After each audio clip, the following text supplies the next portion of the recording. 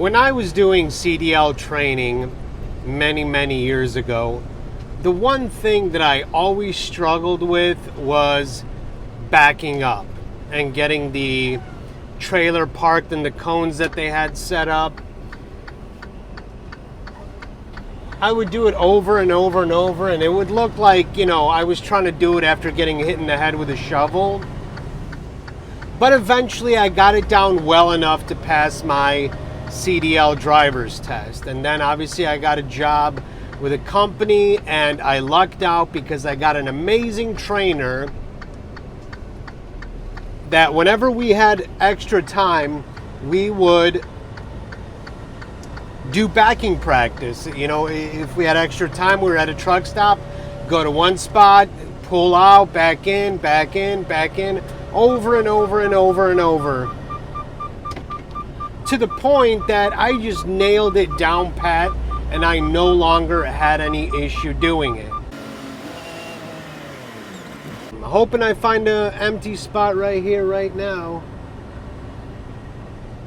Oh, there's something. And the one thing he always had me do was find the most difficult spot. Don't go for the easy ones, go for the difficult ones, because if you go for the easy ones and then you get to a difficult one and you have no choice, well, you're going to be screwed. So that's what I did. We'd always go for the difficult ones. And fortunately, that's the way we did it. Oh, what is this ding dong doing? What are you doing, guy? Oh, God. This guy obviously doesn't understand.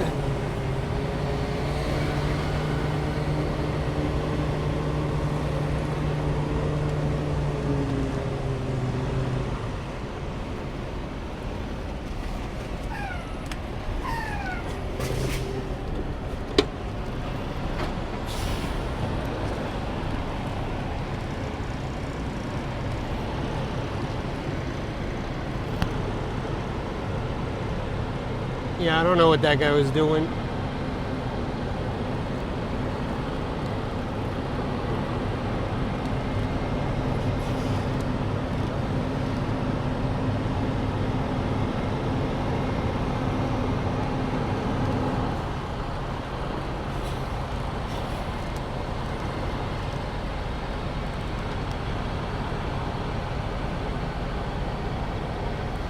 And so now I'm at a point where I have no issue getting into a parking spot. I mean, I've had some ones where I've had a difficult time doing it, but thankfully to my trainer's training and having me do all that backing practice he always did, it's not a problem at all getting into a spot like that.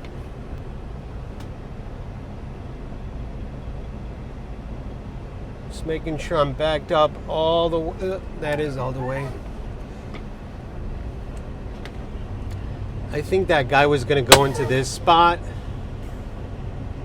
because he could have pulled straight ahead, as you see, and then he wouldn't have to do anything wild like he's attempting right now. And there's some guys who honestly just aren't good at it or struggle more than others, which, it's fine. I don't get how somebody could be okay. Like, just if you're not good at something that you have to do a lot, you probably want to practice it. Like, I don't even know what this guy's doing right now. But as long as you get yourself a good setup, the rest is going to be very easy. Like, that's the important part. If you set yourself up, like that guy's driving on the grass now, but you set yourself up really well, backing in will be extremely easy. And if you're always going for the easy spots, like my trainer told me to avoid, well, you're going to get to a place, whether it's a customer or a truck stop, that's got a very difficult spot to get into, and you're going to be completely lost and clueless. Then once I am parked, I get outside and I give the truck a quick once over to make sure everything is within acceptable parameters. Check the tires, the lights, that sort of thing. I do this stuff also before I get on the road. But one thing I check for is underneath here. Make sure I'm not leaking any fluids. There is some liquids down there pouring, but that could very well be from my just condensation from the air conditioning. That tire's good.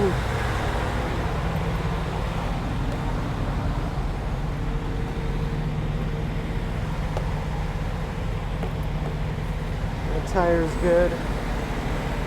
And I just make sure everything looks good. My drive shaft is still there. That's always a plus. Although one time, I don't know if you can see, drive shaft, there's a thing that holds it in the middle right there. That thing came out one time and my drive shaft was just bouncing around in there. And I see some more liquid there, but I usually see condensation coming from that tank, like it drips down somewhere, and I always freak out that I got a fuel leak. But it's not. I always dip my finger in there and give it a sniff to see if it is diesel or not.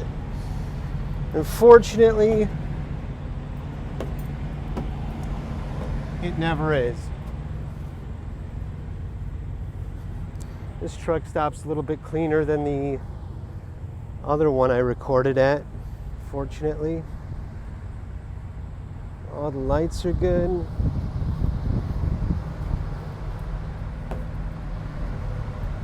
That's good, that's good, that's good.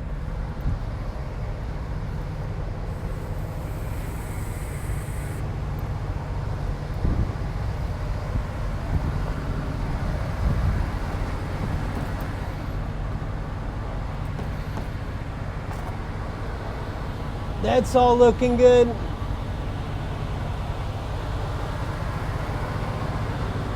Make sure all my connections are still good.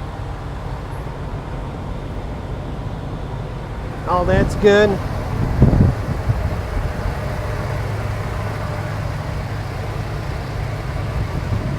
Yeah, see, that's the liquid leaking. It's starting to drip down this way. No, doesn't smell like any kind of liquid that shouldn't be leaking. It's not diesel. It's not wiper fluid. It's not coolant. It smells like nothing, so it's probably just water and condensation from the air conditioning. Because when I sit for a few days, I'll have like this big puddle around my truck. And then I just give everything a once over here. My coolant's good. I don't see anything leaking. Yeah, see, I see something dripping down there, but that's just the condensation. It's coming up over here and pooling right in there. But everything looks good.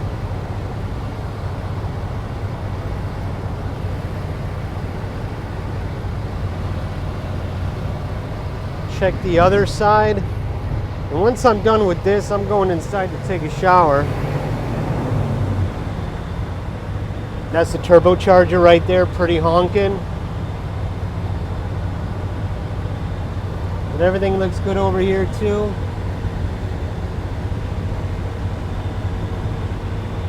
Yeah, I'm not too worried about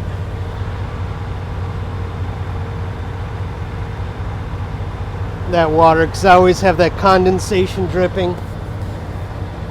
But I check it out every time, because if I just assume that it's condensation every time, one of these times it's not going to be condensation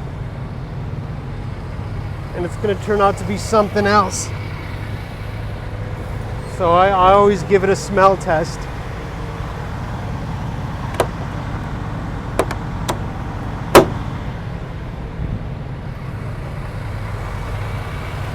That guy hit something.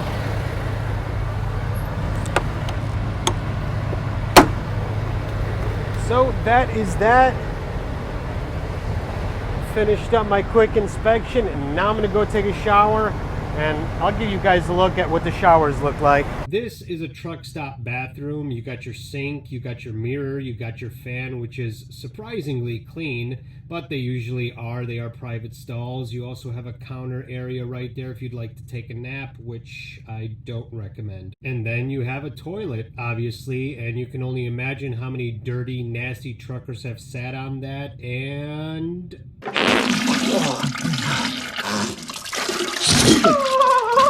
and lastly, we have a shower, which hopefully it has good water pressure, because sometimes they don't and you can't get yourself clean right.